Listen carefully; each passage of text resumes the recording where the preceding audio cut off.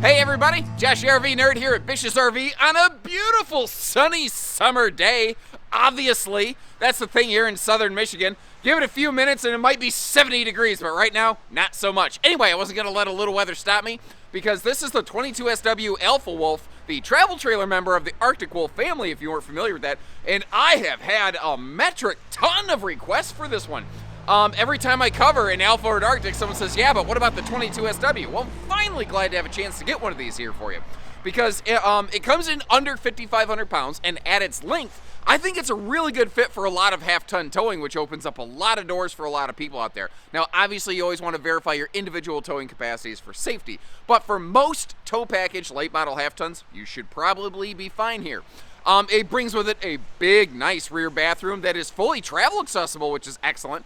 It does lose the bedroom in transit, although this slide system does allow you to partially open the slide if you need to get up there just to pack something and then slide back out. But that kind of information is what you're going to get here. The good with the bad with the everything else in between. Like the underbelly, it is enclosed, it is heated, it's a great extended season camper. This has the Cherokee juice pack on it, which is a basic battery tending solar package, but it's also a great way to extend the lifespan of your battery so you're not spending hundreds of extra dollars on batteries over the time that you own this RV, when one should in theory last a lot longer than many RV batteries tend to do because it's being tended. Tended. I wonder if that's why they call it that. Anyway, probably not. Let's get inside. Now, I always look at every RV and I say, okay, what is the point of this one? Like, what is its goal? And I think this one is to give you a nice living space, good storage, a great bathroom, and a private sleeping area. And that's really where this one comes in, as compared to a lot of very similar floor plans that have an open bedroom design. This one encloses the bedroom to give you that evening privacy that some people just absolutely need. Even if some people are solo camping or couples camping, they're like, I feel a little too open and a little exposed. I would ask, if you are one of those individuals, if you would please respond to this down in the comments section. How is sleeping in an RV with an open bedroom different than sleeping in a hotel?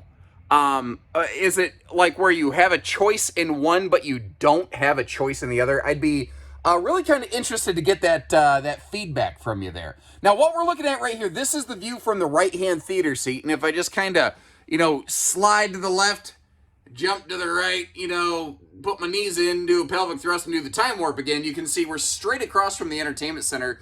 A little bit better on the left-hand seat, although I am kind of hanging this camera at an angle right now. And we've got ourselves one fantastic footsie fryer down there at that electric space heat and fireplace right above the converter box. Now, what would you put down there? And I've got a small dog. I think maybe a couple small dog dishes might sit nicely there out of the way, although you'd probably want to pull them out when it is, doggy dining time, as it were. But what else could you use that space for? I'm not entirely sure. This one does. I try to give you the good with the bad. It suffers from not a whole lot of door side windows. You've got the kitchen window there, and at least we do have a full viewing window over here in the entry door. Now, that is privacy shade ready. I always prefer to see the shade installed. That's an easy thing to accomplish after the fact, whether you do it or you ask us to do it. But one other thing I kind of noticed here, and I hope you appreciate that I point this out because it's frankly not even very obvious on camera. It's a little dark over here in this little entry nook. I kind of feel like it would benefit from having a light above. Now, those are nice sometimes for getting your bearings, but maybe one of the reasons they didn't worry about that on this one is there is a little motion sensor right here on the Cherokee control panel. So it does give you a reference point, and you can turn your ceiling lights on and off right here if you want. There's also a blue LED accent lightsaber light above the slide you can turn on and off if you feel like being a Jedi or not at any given point. By the way, fun fact, they've actually had to spend over the years millions of dollars reshooting and editing footage in Star Wars movies because the actors too often make the lightsaber sounds with their mouths while they're swinging around the pretend lightsabers while recording. So there's actual grown men and women, Ewan McGregor and Daisy, Daisy, they're out there going, which is frankly what I would do. Neither here nor there, though. Who won't make that sound are the drunken octopi making up our coat hanger fight club over here. Mostly because I think they lack the vocal cords to do so. Chances are, though, they would. They would definitely wield like 8 lightsabers and go bonkers like General Grievous. I am really stuck on a Star Wars kick right now, apparently.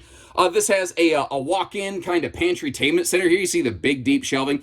I would like it if those the lips on the shelves were just slightly taller, just to help keep stuff on there when you are bouncing down the road. But overall, this seems to be a very popular arrangement. One of the things I wonder about this is if stuff is inclined to fall off these shelves in transit, but I don't hear a lot of people report that too awful often. And if you notice, there's like nice wide open space here. If you wanted to hang like a lightweight broom hanger or something like that, perfect little spot to do it.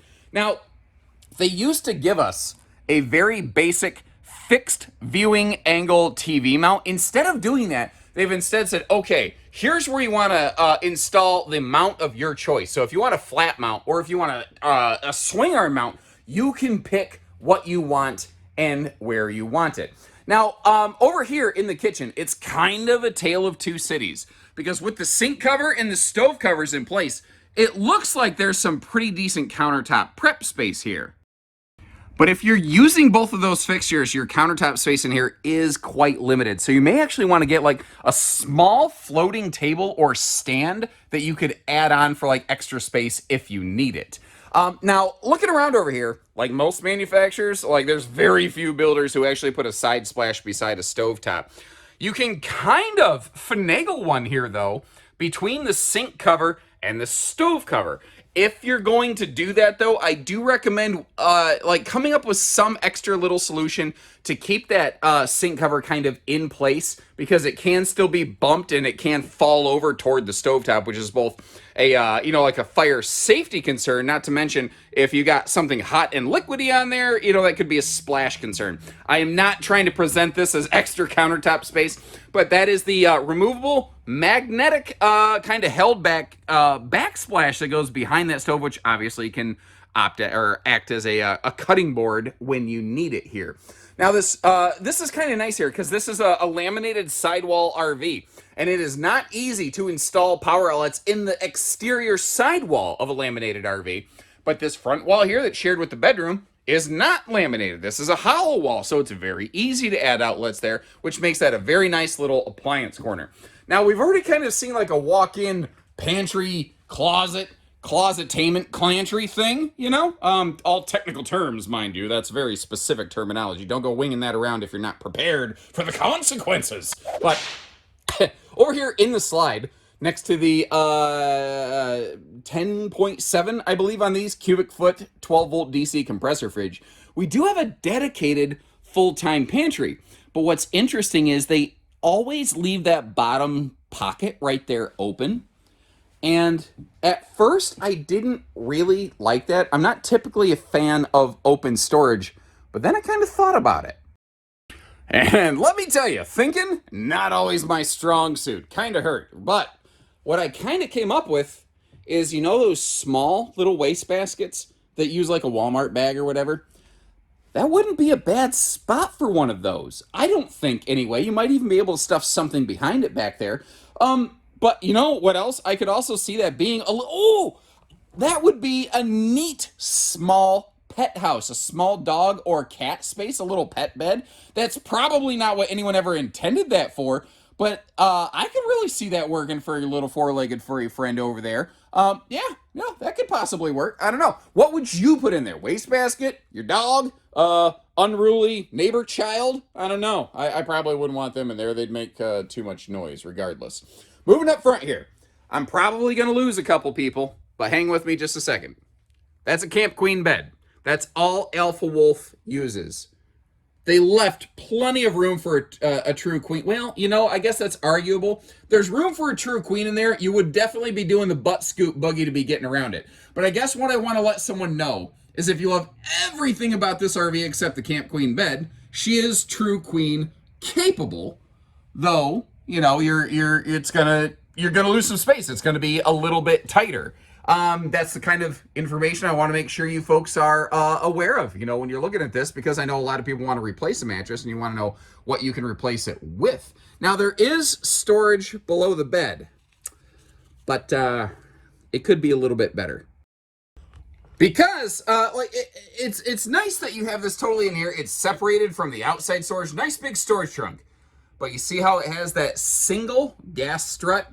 It's actually not strong enough to hold up even this, if we're going to call a spade and a duck, flimsy backbreaker wafer of death mattress that we have over here. But you notice how it's kind of sticking up in midair. That's because I've shoved a dinette post in here to kind of keep that up. Now, I don't think that's what you folks should have to do. I'm doing it simply so I can have it up out of the way to show you the bed storage. But you might be wondering, wait a minute, this is a sofa-only model. Where'd you get a dinette post from? And for answers to that and more, make sure you follow for part 2. Just kidding. Can we please end follow for part 2s on the internet? Please? Is there anybody who likes follow for part 2? Nobody likes follow for part 2. No, actually, this is something that really kind of caught my attention, and I'm wondering if it's brilliance or idiocy. And I'm really curious to know, what do you think about the little side stands with the pedestals that they added over here in the slide? So where they added those pedestal mounts, they're out of the way, so it's not a toe kicker. Now these little side stands aren't extremely large, but it's big enough to like set a dinner plate on there if you wanted to. You can swivel and pivot or pivel these as you please right here. Just don't piddle your pants while you're pivoting the pedestals.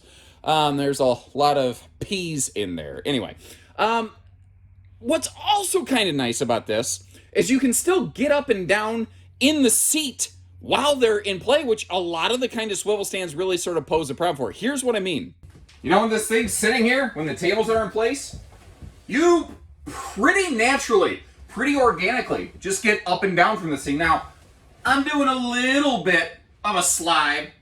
I don't think it's too awful bad. Frankly, when you get up, you can just give your partner a nice little look at the goods over there. Of course, if they got a fork, you may not want to do that. But like I said, if you want to kind of swivel this out of the way, you can do that too. So you can just get straight up and down. It's not massive, but it's just big enough where if you had a little laptop or a tablet, there'd be enough room here to put that thing. If you had a dinner plate, you could have your drinks over here. You could do that too, and it doesn't block the use of the heat massage controllers. I guess you probably can't see them off the armrest over here. Something I noticed about this though, I want to try to give you all the information I can. Like it's awesome. You have this big chest-sized storage in here. That's big enough for a 12-pack right there, and I ain't even a 6-packer. That's a 12-pack.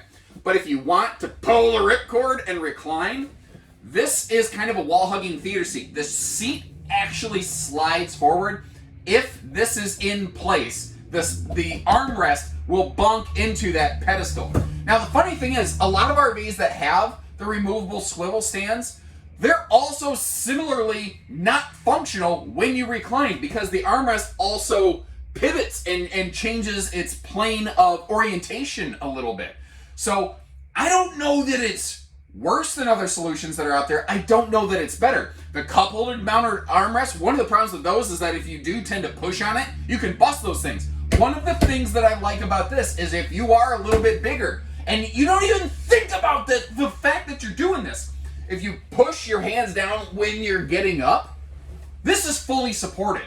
So if you're a bigger person who needs that extra help getting up and down, you won't accidentally break this. Now, you could just as easily put your hand on the armrest, but again, you're not thinking about it. You're watching Who Wants to Be a Millionaire or whatever. What are you guys watching right now, by the way? My wife and I think we're going to go back and watch season 3 of Stranger Things because I don't know if you saw it. The trailer for season 4 looks crazy. Oh, I just noticed something. So once again, starting from the theater seat to help you give your bearings, sometimes being tall, I miss stuff like this. I showed you the set of outlets on the kitchen wall. There are still some outlets overhead within there. And actually, while I was cruising around, it's a small thing. But back up here in the bedroom, I also noticed another set of Drunken Octopus Fight Club coat hanger things going on this bedroom wall over there. And then I got to wondering, okay, so when I'm done using these little tables, where can I put them? I could put them under the bed, but I kind of found out, I looked and I don't think you have to. there's just enough room between the sofa and the slide wall. They can kind of just slide over there, basically like TV trays. They're there when you need them. They're gone when you don't. Now, this thing has a fantastic rear bathroom. This is easily travel accessible, and I will show you the slide closed in travel and road mode in just a minute if you hang tight with us. First of all, over here, this is a 6.5-foot sidewall camper, which means if you're 6 foot plus like I am, your head is going to be up in that bubble. Now, one of the nice things, like the Cherokee family of travel trailers is very good at, is giving us the oversized bathroom vent fan, or I think some people would probably say appropriately sized bathroom vent fan over here. This is one of those, I mean, is it, I think it's rectangular, but it's close to square. This is a large shower over here, where if you are a bigger person, you've got plenty of room. Now, pardon my footprints as I was getting there, getting my little shower selfie pictures. And speaking of that, how about hashtag toilet selfie champion? That is that's a distinction I never thought I would ever come to possess, but hey, you know, here we are, killing it with the toilet selfies. But I'm not doing that just as a goof, by the way. I'm trying to show you around that porcelain toilet how much space there is, and putting a real person in the, ooh, nice touch. Sorry, I saw something shiny. There's a nice little toe kick under that, so you can really belly right up to the counter right here. And that is a big sink. But there's also good space. There's just enough space around it to say like a blow dryer, but space behind it for things like, you know, toothbrushes and all those little things like your daily Lipitor. At least, I guess it's, do you take Lipitor daily? Is it like hourly, like Advil? I don't know. Thankfully, I'm not there. You know, better living through chemistry. I like how they shelved that out, fully shelved that out. They did a good job with the space in here. And then once again, we got road mode, baby. And sliding the slide close. I guess that's, you know, technically correct. You can see it's just like super easy. Walk right in the entry door where we're at. Get yourself into the bathroom, do what you got to do. Now, this one has some good snack-tastic access where pretty much everything in the kitchen remains accessible, whether it's the refrigerator, you know, the pantry, the drawers, the sink, all that stuff. This is a good stop and snack at the, like the rest area picnic table kind of camper or something like that. However, this pretty much loses access to the bedroom in transit. It's really close, and if you are a super skinny mini, you may be able to butt scoot buggy around that and get in there. You know, it's maybe a small grandkid could weave their way in there. I certainly could not at my size personally. This is a cable slide, though. So if you do want to open it partially to maybe give you a little more room, you could do that. But the thing is, the way the slide overlaps with that door, I think you're probably going to have to fully open it. And once again, it does have the Jedi lightsaber lighting going on behind that slide. I realized I hadn't turned that on, so just to give you an idea that it's there if you want it, and off if you don't. By the way, I kind of noticed these little swivel stands sort of could work like a little bit of a painter's palette for no other purpose if you don't want to use them that way. With the sealed edge on the top, you should be able to clean them off pretty nicely. They could also defend you from a gas station murder hobo. What come and get you? And it's really kind of grinding my gears because this is one of those campers that when the sun's really hitting it, oh Lord, she comes to life. She looks so good. And on this dreary Midwestern kind of, you know, last snow spritz that we're getting right now, we're on our last one or two snows before the warm weather finally sticks.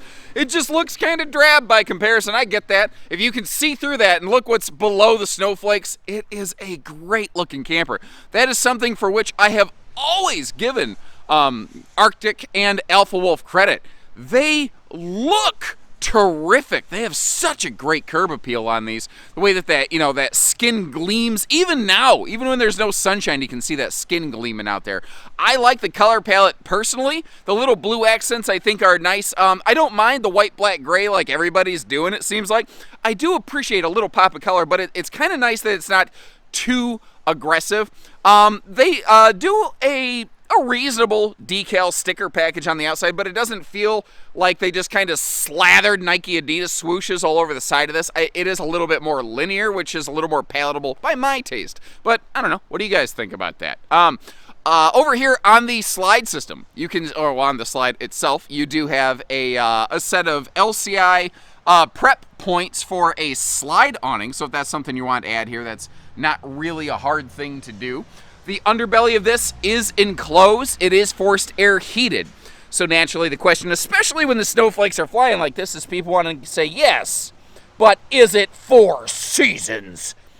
That is a phrase that has no true definition.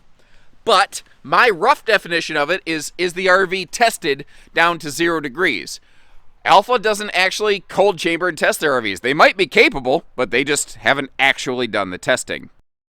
And pardon as I chop the video up a little bit more than normal. I don't want to let any weather inside these compartments if I can possibly help it. But I do want you to get to see this is a fully sized pass-through, meaning like the same size baggage doors, you know, equally large all the way across, which is just really nice when you're loading cargo in here. I also like how they finish it off kind of nicely.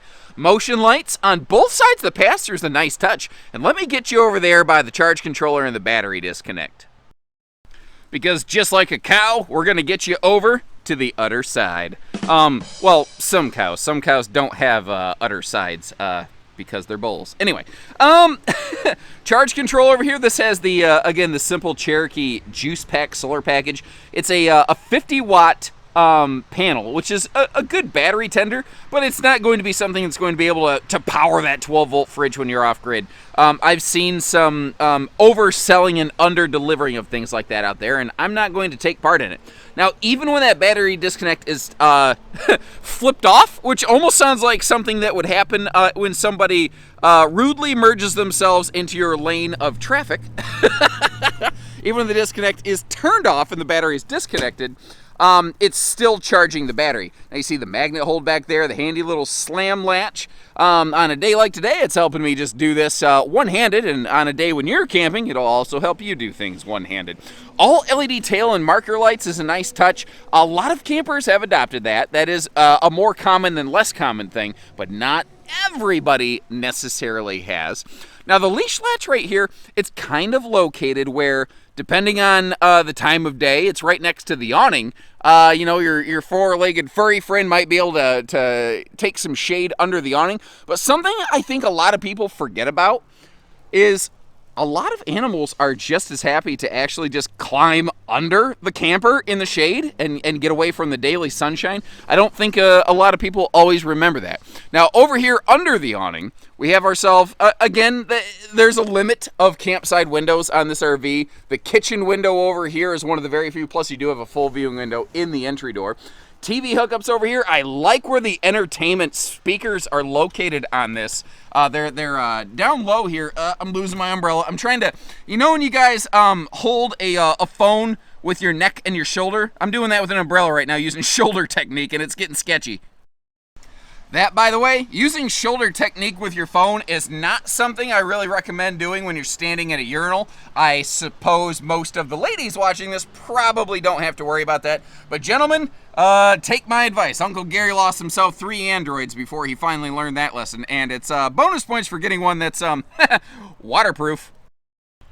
Now as we slide our way to the back corner over here, you see that they put pretty much the biggest awning on it they possibly could. Now, it's not the world's biggest awning. It's also not the world's biggest RV. And the fact that this does not have a bedroom entry door actually allowed them to put a larger awning on it, because there's only so much space on the sidewall of this RV. They had to kind of pick and choose their battles, you know. Down here, you've got the 200-pound rated fold-down cargo rack. Now, I also want to just kind of, again, clarify, that is 200-pound rated before the spare tire is applied. I don't know what those, I think they weigh around 40 pounds. Somebody correct me if I'm wrong on that. I'm sort of shooting from the hip on that and just sort of estimating, but I want to give you a rough frame of reference. So, you know, it's something that can still hold some decent cargo back there. I would also caution you from putting too much weight back there. Weight behind the axles does not tow as nicely as weight in front. So if you're going to add a bunch of stuff onto that cargo rack, make sure you offset that by also loading your front pass-through. A little safety pro tip there for you from your Uncle Josh. LCI Bluetooth backup camera, standard on these, so you can see what's happening when you're getting backed into your campsite. The roof is fully walkable. And then down here, you see how like all of the hookups on this floor plan, one of the things I like about it is how everything is all kind of in one spot, with the exception of the drain valves, basically, because you kind of have a forward kitchen. There was, if you remember, in front of the tires, a kitchen gray tank only outlet port, whereas back here you have the black and the gray for the bathroom in one spot. I don't love that, but that's the kind of information you folks want to see, and that's the kind of information I want to be able to provide you, so that you always know that you're getting the best RV that fits you best from us here at our team. Ooh, so this is interesting. I noticed the freshwater drain. Like if you have extra fresh water held in your tanks, the pull for that is actually between those two tires, which seems kind of awkward when the slide is out. That being said, you probably aren't draining that when the slide is out. But that means that your fresh tanks are dead over the axles. So if you do decide to put some water in those while you're towing, that weight is right above the axle, so it's not going to skew the balance of the RV. Whether they did that intentionally or not, for some boondocking type people when you're towing with water, that's a handy little thing. So I hope you appreciate the way that we get out here and get this information for you, even in spite of the weather or despite the weather or whatever you want to say. Yeah, I'm spiting the weather. I do this in spite of you. Neither here nor there. I think you know what I mean.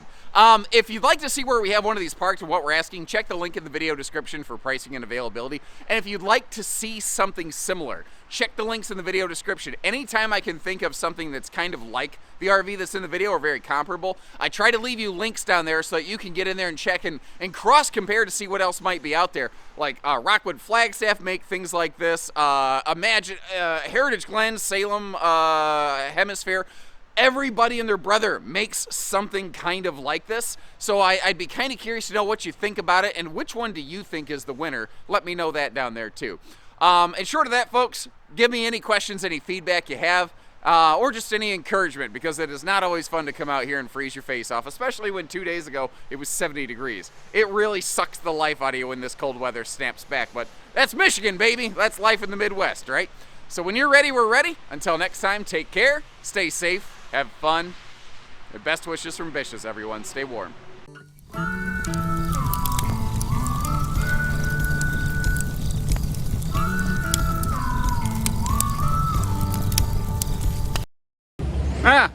Yeah. Now the snow quits. Excuse me while I go flip a desk.